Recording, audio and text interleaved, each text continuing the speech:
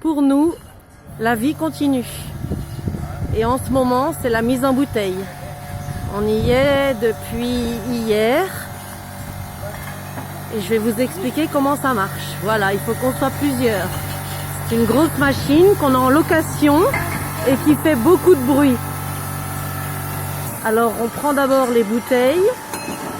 On les met sur la machine. Les bouteilles sont vides, neuves. Et là, il y a une remplisseuse qui remplit les bouteilles au niveau demandé. Ça tourne pour qu'on puisse remplir plusieurs bouteilles en même temps.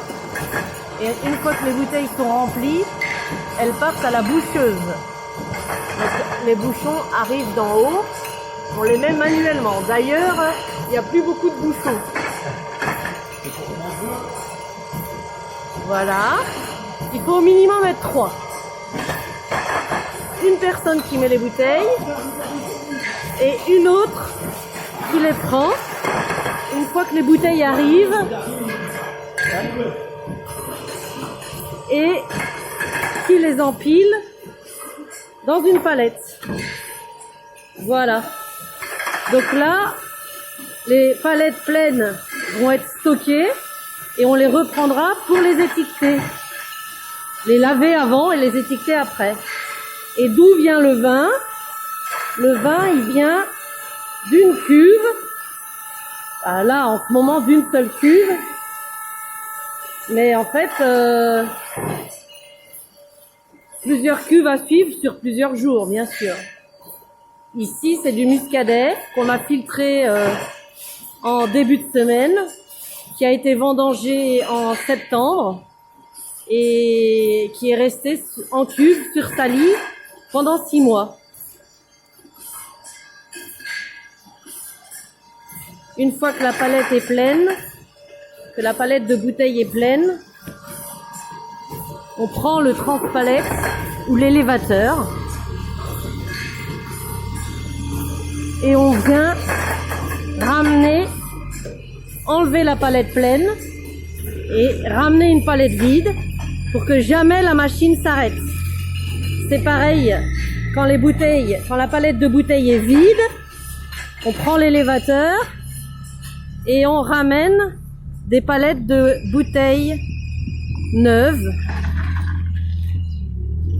pour qu'il n'y ait pas de rupture de la chaîne. Voilà, les palettes sont ensuite stockées dans ce grand hangar qui avant était un pressoir et elles resteront là jusqu'à l'étiquetage.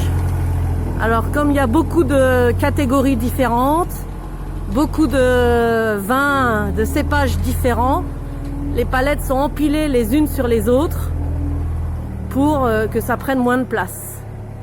Alors vous voyez, il y a des fois des piles de 4 palettes, il faut savoir un certain savoir-faire.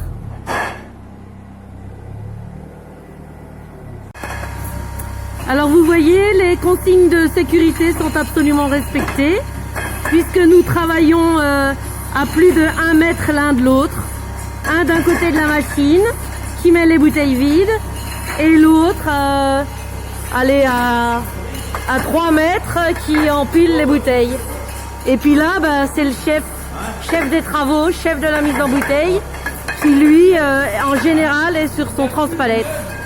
On travaille en équipe, souvent des équipes par famille pour limiter la contagion du virus. Voilà. La suite de la vie à la campagne au prochain épisode.